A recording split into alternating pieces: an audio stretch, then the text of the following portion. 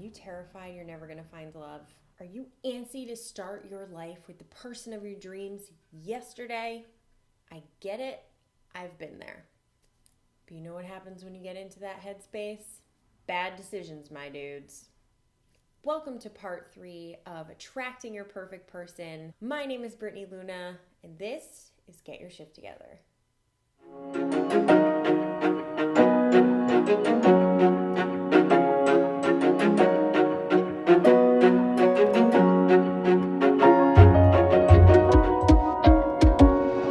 Okay, you know what? I decided that today is going to be the day to tell you my epic love story, friends. So my love story is one that I am incredibly proud of because I manifested the shit out of this dude, okay? Before we start, if you haven't watched the first 2 videos in my manifesting or attracting your perfect person yet, please go back and do so. Trust me, you'll thank me later because you're going to be well on your way to shifting your vibe enough to manifest that perfect person. And this process is best done in steps. Okay, so once upon a time, there was a wee lass named Brittany, and she had just gotten out of an incredibly abusive relationship of 4 years. And it was time for her to just chill. That's me. I'm Brittany. So I shared a bit in the first video that I'd been a serial dater essentially from the time I started dating, basically. I was honestly barely ever single. So for me to stop and really pump the brakes on dating was a completely new experience for me. I was probably 25 or 26 when I got out of this relationship, and I was determined to just be with myself and really get my life together and my energy and create a healthier headspace and a new set of belief systems for myself that weren't tainted by trauma and by my past. And I'm so thankful that I took that time.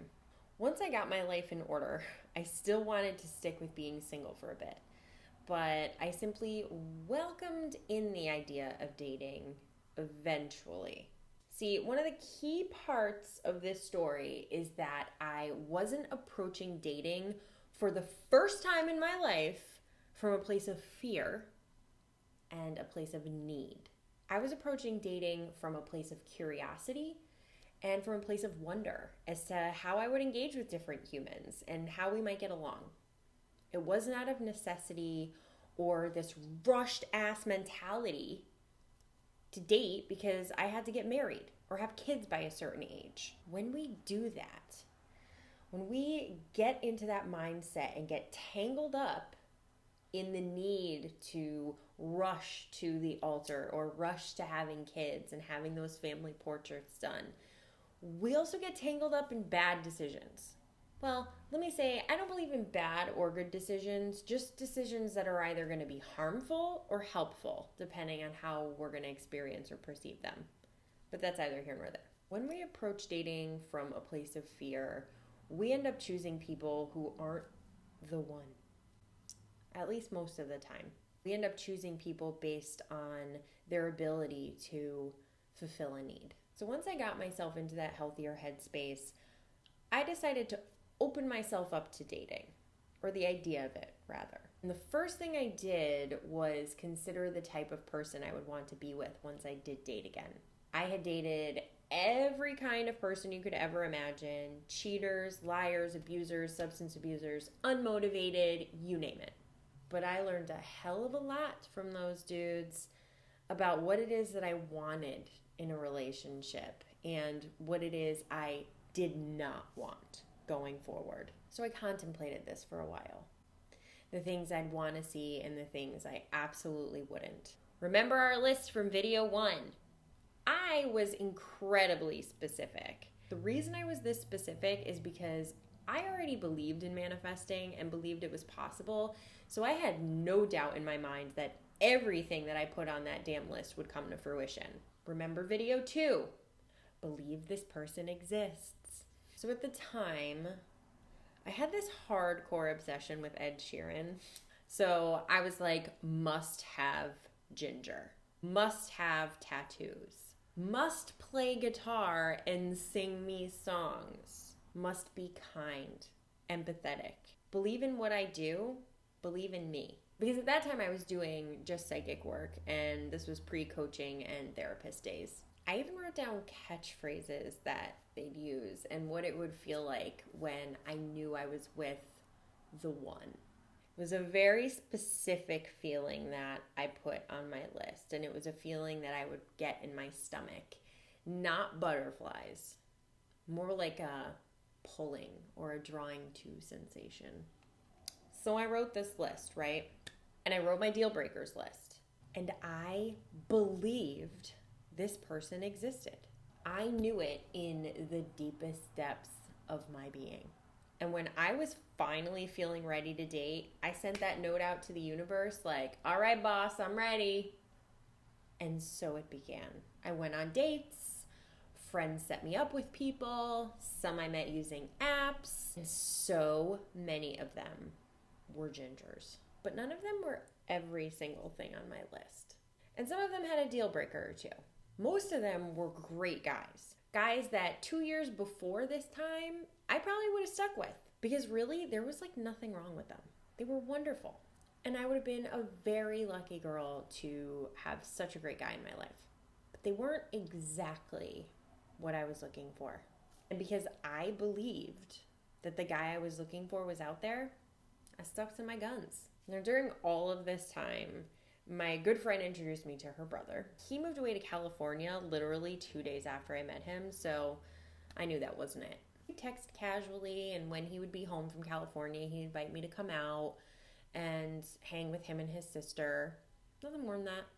Until he showed up at my book signing one night. And we shared in conversation once again. But this time it was different. It felt different. And when I got home and parked my car, I was struck with this deep gnawing, this pulling in my stomach that literally made me burst into tears. No joke. And I was like, what is this? What is happening to me? And I texted my friend, and she was like, those are called feelings. And I was like, what? But in all seriousness, I got whacked with that feeling that I put on my list. And so I frantically ran into my room and I pulled out my list. And I was like, oh my God, check, check, check, check, check, check, check, check. And he checked off every single one of the items on my list with no deal breakers. I forgot to add to my list that he lived in the same state as me. But that's neither here nor there, because it all worked out. And here we are. We have a home together and have been happily together for years. The moral of the story, which is step 3 for all of you, is never compromise on your list. Once you know what you want, leave it. Do not compromise. This is one of the surest ways to jack up your manifesting. We get so hell-bent on getting into a relationship and we look frantically for this person that we are willing to compromise our wants and our needs in order to be in a relationship. Guess what? I compromised on my list 10 times and I ended up in 10 terrible relationships. We have these things written for a reason.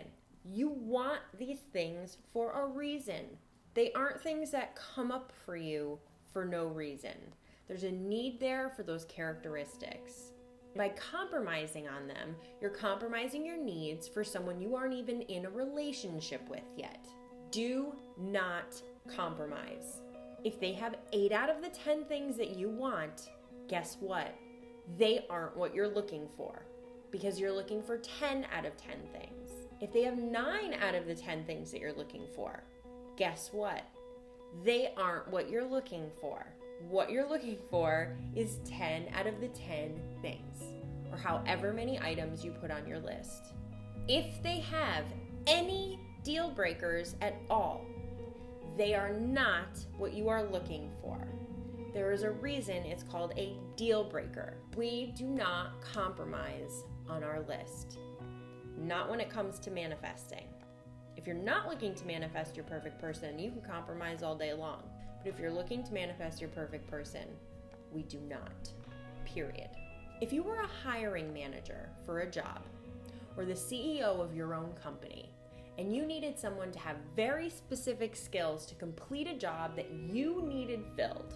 For example, if they needed a master's in counseling with a license, and someone applied and they only went to school for half the time and didn't finish the master's or didn't get the license, but the job is for a therapist, are you going to compromise because they're nice and good with Excel and a good communicator and empathetic?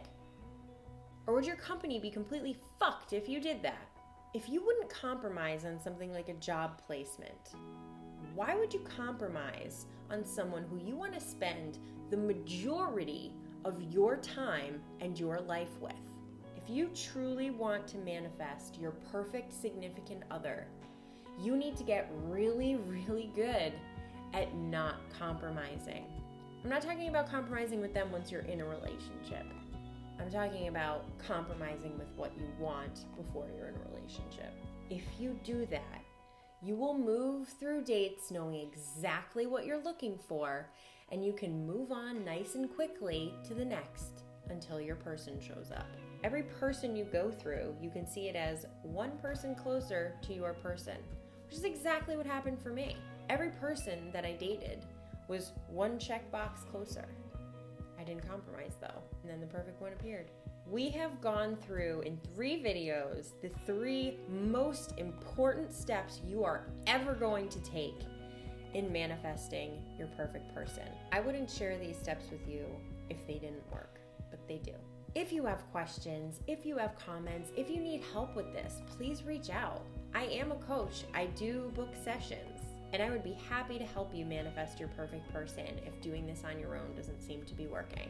Don't forget to like this video, comment, share. I'm sure there might be friends out there who are looking for their perfect person. Subscribe to my channel. Don't forget to follow me on Instagram at BrittanyLunaShift. And until next time, can't wait to hear about all the amazing dates you're gonna go on.